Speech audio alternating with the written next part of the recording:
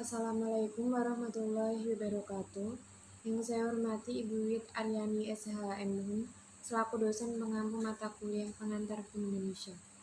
Pada kesempatan ini, saya akan mempresentasikan PowerPoint yang telah saya buat dengan mengambil dari kutipan artikel yang berjudul Problematika Merehabilitasi Kedudukan Orang yang Tersangkut Pidana pada Keadaan Semula. Penulis Musgan Situmorang, nama jurnal penelitian hukum, nomor volume 19 nomor 2 tahun 2019, nomor akreditasi nomor 10-E/EPT-2019.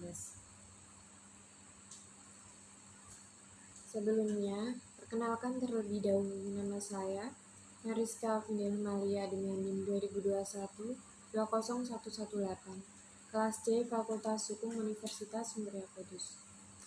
Latar belakang.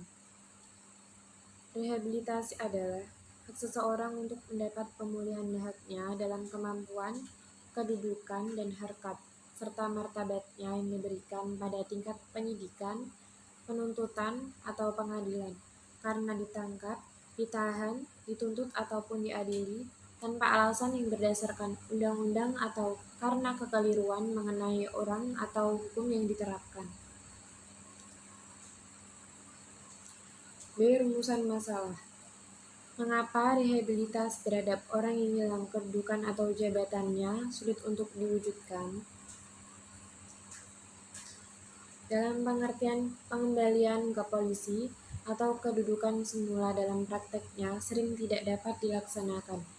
Kedudukan tertentu dalam suatu badan hukum atau badan usaha atau organisasi tertentu sulit dipulihkan, meskipun ada asas praduga tak bersalah, sebagaimana dirumuskan pada Pasal 8 Undang-Undang Nomor 4 Tahun 2004 tentang Kekuasaan Kehakiman, sebagaimana telah diubah dengan Undang-Undang Nomor 48 Tahun 2009. Bagi pegawai negeri, pengembalian ke polisi jabatan semula dalam menjadi masalah karena kemungkinan jabatan tersebut sudah diduduki oleh orang lain. Demikian juga dalam perusahaan swasta atau lembaga-lembaga kemasyarakatan, karena berurusan dengan polisi saja telah dianggap perbuatan tercela apalagi ditangkap. C. Hasil penelitian. Dalam uraian di atas terlihat bahwa ada masalah dalam implementasi pemberian rehabilitasi. Permasalahan timbul akibat belum jelasnya aturan pelaksanaan masing-masing undang-undang yang mengatur rehabilitasi, mulai dari yang bersumber dari Undang-Undang Dasar 1945 sampai dengan undang-undang yang lain. Pengaturan rehabilitasi dalam Peraturan Pemerintah Nomor 27 Tahun 1983 tentang pelaksanaan KUHP yang sudah diubah 2 kali. Terakhir, dengan Peraturan Pemerintah Nomor 92 Tahun 2015, dalam prakteknya sulit dilaksanakan, terutama untuk kasus yang berhubungan dengan kedudukan atau jabatan seseorang yang diputus atau ditetapkan untuk mendapatkan rehabilitasi. Metode yang digunakan dalam penelitian ini adalah normatif empiris. Dengan demikian, data yang digunakan adalah data sekunder, sedangkan bahan hukum yang digunakan adalah bahan hukum primer, berupa peraturan perundang-undangan yang antara lain Undang-Undang Dasar 1945, Undang-Undang Nomor 48 Tahun 2009 tentang Kekuasaan Kehakiman, Undang-Undang Nomor 16 Tahun 2004 tentang Kejaksaan, Undang-Undang Nomor 30 Tahun 2014 tentang Administrasi Pemerintahan, Undang-Undang Nomor 51 Tahun 2009 tentang Peradilan Tata Usaha Negara, Undang-Undang Nomor 8 Tahun 1981 tentang Hukum Acara Pidana, Undang-Undang Nomor 5 Tahun 2014 tentang Aparatur Sipil Negara, Undang-Undang Nomor 13 Tahun 2003 tentang Ketenagakerjaan, Undang-Undang Nomor 23 Tahun 2014 tentang Pemerintah Daerah, Undang-Undang Nomor 39 Tahun 1999 tentang Hak Asasi Manusia, Peraturan Pemerintah Nomor 11 Tahun 2017 tentang Manajemen Aparatur Sipil Negara, Peraturan Pemerintah Nomor 27 Tahun 1983 tentang pelaksanaan KUHP, yang telah diubah 2 kali, terakhir dengan Peraturan Pemerintah Nomor 58 Tahun 2010 dan Peraturan Pemerintah Nomor 92 Tahun 2015 dan peraturan lainnya. Di samping bahan hukum primer, digunakan juga bahan hukum sekunder, berupa hukum yang berkaitan dengan hukum dan keadilan. Dalam penelitian ini juga dipergunakan bahan hukum tersier, yang mencakup bahan yang memberi petunjuk-petunjuk dan penjelasan terhadap bahan hukum primer dan sekunder, seperti kamus umum, kamus hukum, majalah, dan jurnal ilmiah, serta bahan-bahan di luar bidang hukum yang relevan dan dapat dipergunakan untuk melengkapi data yang diperlukan dalam pengkajian. B. Pembahasan. Holmes, seorang pakar hukum, pernah mengatakan bahwa hukum yang baik tidak terletak pada apa yang tertulis secara indah, tetapi apa yang telah diimplementasikan dengan baik oleh aparatur penegak hukum. Dalam sistem peradilan pidana, hubungan hukum dengan hakim memiliki irama searah, baik untuk kepastian hukum maupun tuntutan-tuntutan keadilan bagi masyarakat. Dalam konteks pemberian rehabilitasi berdasarkan putusan atau penetapan hakim, masih terdapat kesenjangan antara putusan yang diberikan oleh hakim dan apa yang dirasakan oleh pihak yang diputus atau ditetapkan untuk direhabilitasi. Hakim merasa sudah memutus dengan adil, akan tetapi orang yang memperoleh putusan tersebut belum merasakan keadilan. Seseorang yang diputus untuk mendapatkan rehabilitasi tidak serta-merta dapat memperoleh kedudukan atau posisi semula sebelum dia diberhentikan karena terlibat kasus pidana. Hal ini terjadi karena putusan atau penetapan tersebut masih memerlukan tindakan lain, berupa tindakan administrasi dari lembaga atau institusi yang terkait. Tindakan instansi terkait ini berada di luar kontrol hakim yang memutus perkara tersebut.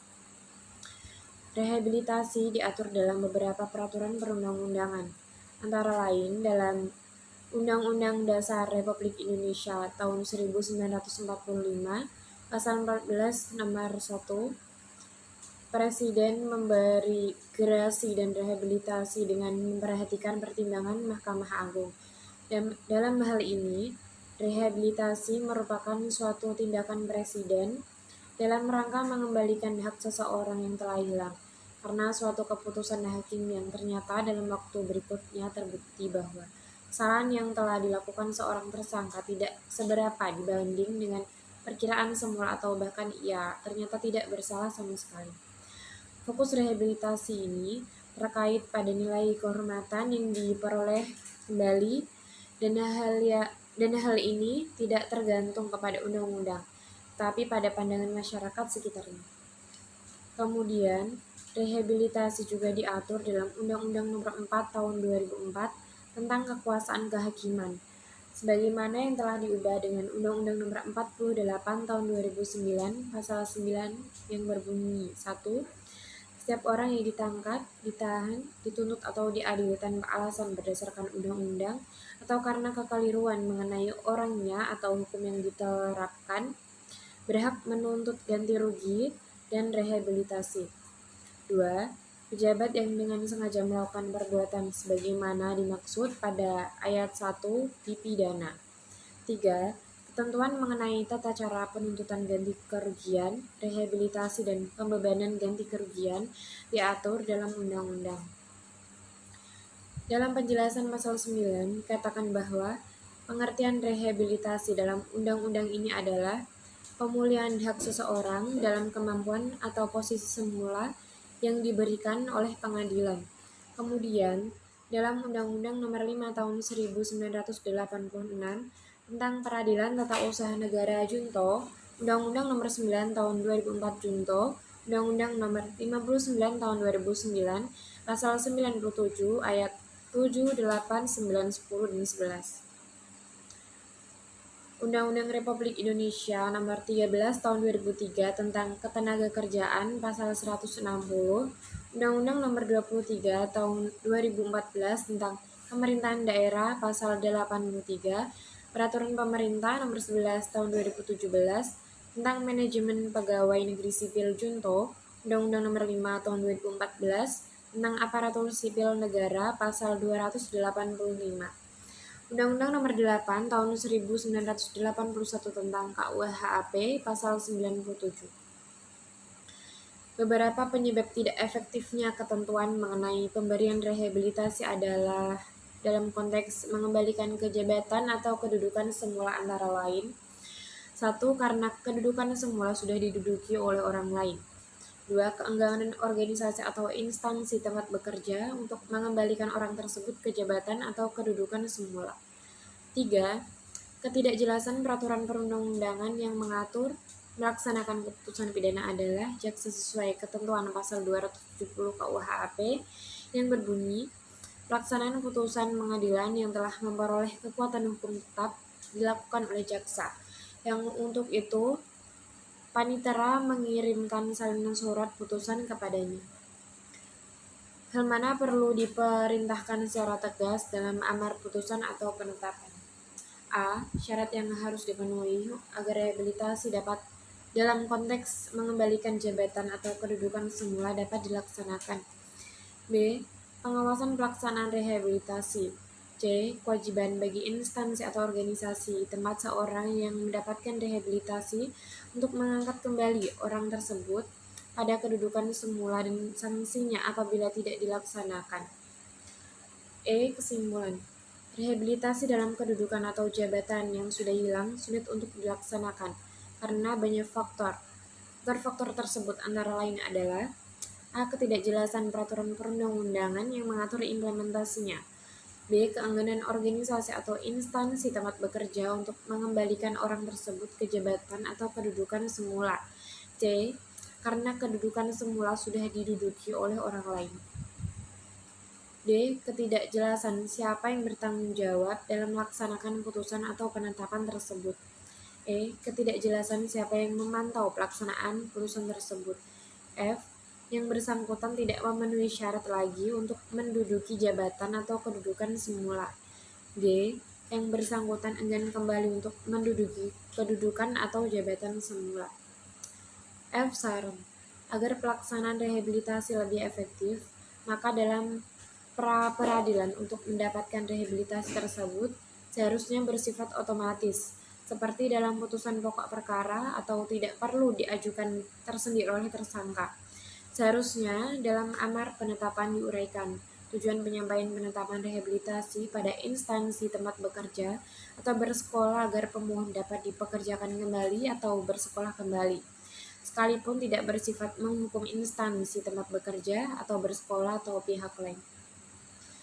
Sekian yang dapat saya sampaikan, kurang lebihnya mohon maaf. Wassalamualaikum warahmatullahi wabarakatuh.